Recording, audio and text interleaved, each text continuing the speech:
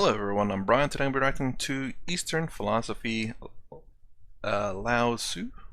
Lao Tzu, I think.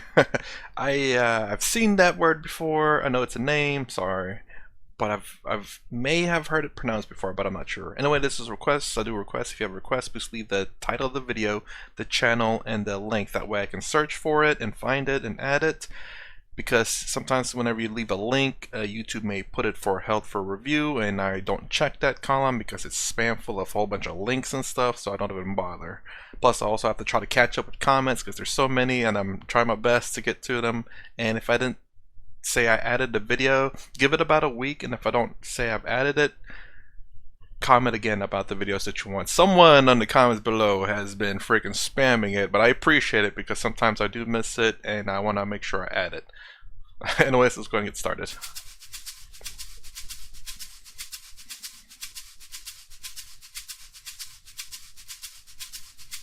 It's difficult to know much for certain about the Chinese philosopher Lao Tzu. Even his name can be a little confusing. It's also sometimes translated as Lao Tzu or Lao Tse. Lao Tzu is said to have been a record keeper in the court of the central Chinese Zhou dynasty in the 6th century BC and an older contemporary of Confucius. He may also have been entirely mythical, much like Homer in Western culture. Lao Tzu is said to have tired of life in the Zhou court as it grew increasingly morally corrupt, so he left and rode on a water buffalo to the western border of the Chinese Empire. Although he was dressed as a farmer, the border official recognized him and asked him to write down his wisdom. According to this legend, what Lao Tzu wrote became the sacred text known as the Tao Te Ching. After writing this piece, Lao Tzu is said to have crossed the border and disappeared from history, perhaps to become a hermit. In reality, the Tao Te Ching is likely to be the compilation of the works of many authors over time, but stories about Lao Tzu and the Tao Te Ching itself passed down through different Chinese philosophical schools for over 2,000 years. Lao Tzu was the leading figure in the spiritual practice we now know as Taoism, which is more than 2,000 years old and still popular today. There are at least 20 million Taoists, and perhaps even 500 million living around the world now, especially in China and Taiwan. They practice meditation, chant scriptures, and worship a variety of gods and goddesses in temples. Tao. So meditation. I wonder if this is the same type of meditation that kind of like in Hindu practices, and amazingly many different gods and goddesses as well. Very similar. Taoists also make pilgrimages to 5 sacred mountains in eastern China in order to pray at the temples and absorb spiritual energy from these holy places. 1, 2, 3. I was just looking to see the different temples. I'm assuming these are in fact real temples, and I wonder how far off they are.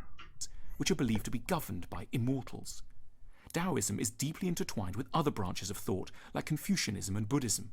There is a story about the 3 great Asian spiritual leaders, Lao Tzu, Confucius, and Buddha. All were meant to have tasted vinegar. Confucius found it sour, much like he found the world full of degenerate people. And Buddha found it bitter, much like he found the world to be full of suffering. I actually like vinegar. I can actually drink that stuff, but it still burns, but I love it.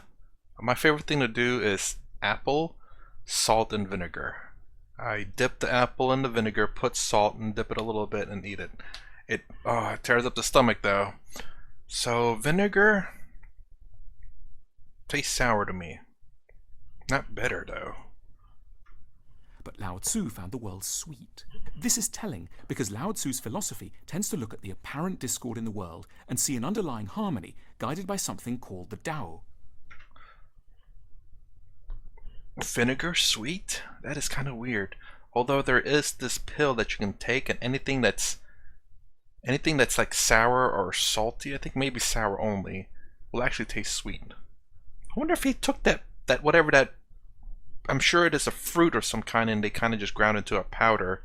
I wonder if he ate that and then tried vinegar. It's like, oh, this is pretty sweet. People thought it was probably crazy. The Tao Te Ching, which describes the Tao, is somewhat like the Bible. It gives instructions, often vague and generally open to multiple interpretations, on how to live a good life. It discusses the Tao as the way of the world, which is also the path to virtue, happiness, and harmony. The way isn't an inherently confusing or difficult thing, but in order to follow the Tao, we need to go beyond simply reading and thinking about it. Instead, we must learn flowing or effortless action. It's a sort of purposeful acceptance of the way of the Tao and living in harmony with it.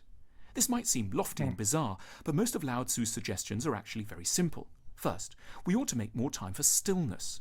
To the mind that is still, Lao Tzu said, the whole universe surrenders. We need to let go of our schedules, worries, and complex thoughts for a while and simply experience the world. We spend so much time rushing from one place to the next in life, but Lao Tzu reminds us nature does not hurry, yet everything is accomplished. I mean, that is also very similar to what Sadhguru says, or a lot of people say, where you kind of, in the same sense that you separate yourself from the body, because the body's always thinking. You're also the surrounding world, and your emotions are always constantly going. If you have a way of separating yourself from your body, your emotions, your thoughts, then you can kind of have this peace. Although I don't know if Zhao or Taoism believe in necessarily the separation of yourself, but it seems more like that you, within yourself, that you remove those things and just experience life, which I do agree with, and that's something that Westerners, for the most part, it's just crazy busy all the time. It's particularly important that we remember that certain things, grieving, growing wiser, developing a new relationship, only happen on their own schedule, like the changing of leaves in the autumn or the blossoming of the bulbs we planted months ago. When we're still and patient, we also need to be open. The usefulness of a pot comes from its emptiness, Lao Tzu said. Empty yourself of everything, let your mind become still. If we're too busy, too preoccupied with anxiety or ambition, we will miss 1,000 moments of human experience that are our natural inheritance. We need to be awake to the sounds of the birds in the morning, the way other people look when they're laughing, the feeling of wind against our face. These experiences reconnect us to parts of ourselves. This is another key point of Lao Tzu's writing. We need to be in touch with our real, deeper selves. We spend a great deal of time worrying about who we ought to become, but we should instead take time to be who we already are at heart. Agreed. I mean, again, things in Western society. I'm sure it's not necessarily a Western thing. I just have a feeling it's a developed nation thing.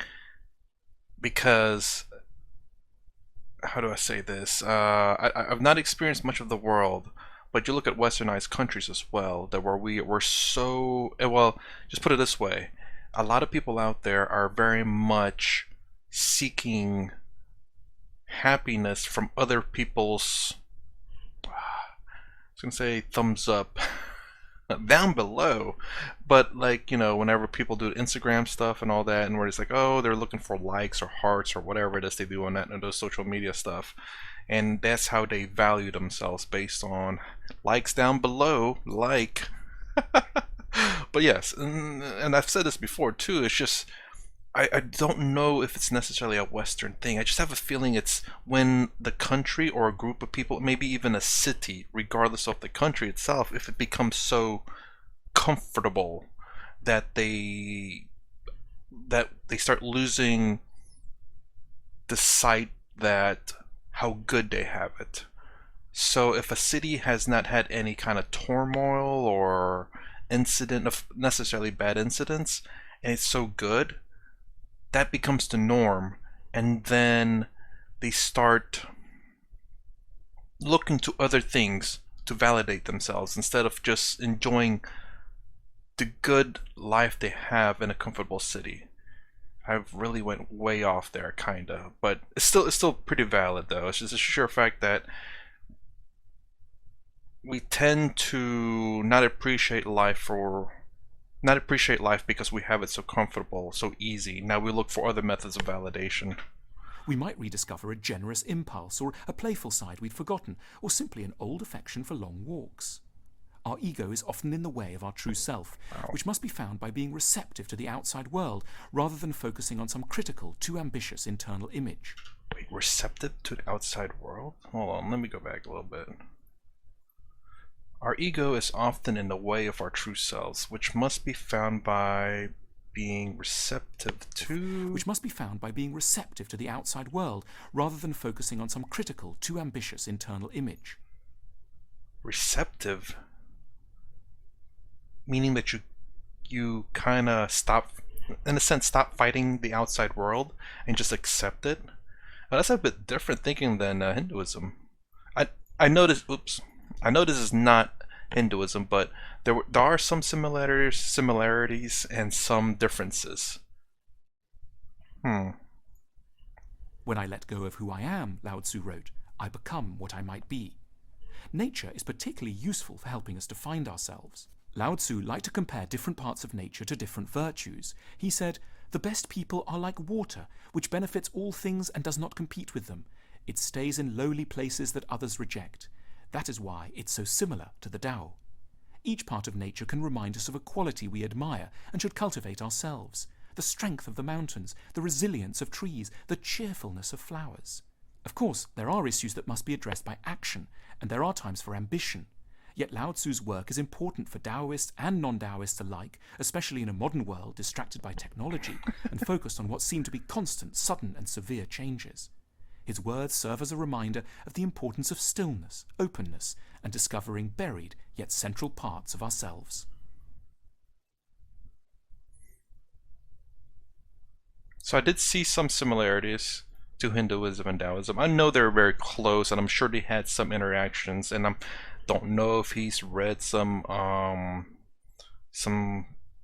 do I say with the Vedas, I believe, or anyway, some scriptures or books about Hinduism or Buddhism. But then there are some differences. It's kind of weird. It says kind of be receptive to the outside world, which I guess is just to kind of accept the world without having to fight it, and just to see where it brings you, I suppose. Kind of like flowing with water, going with the flow of things. But interesting. I've not honestly heard anything about Tao. I've heard of Taoism, but I don't know really anything about it, except for what was said here. And even then, again, I generally would have to watch things over and over a little bit just to be able to remember it. But the things that they've said, which have been discussed before, I do kind of remember, and the things that he's saying now, especially about being receptive to the outside world, I think that will stick with me because that's a bit surprising. Anyways, that's my reaction to Eastern philosophy, Lao Tzu. If you like my content, please consider subscribing, thumbs up, thumbs down below. Thanks for watching. I'll see you in the next vid.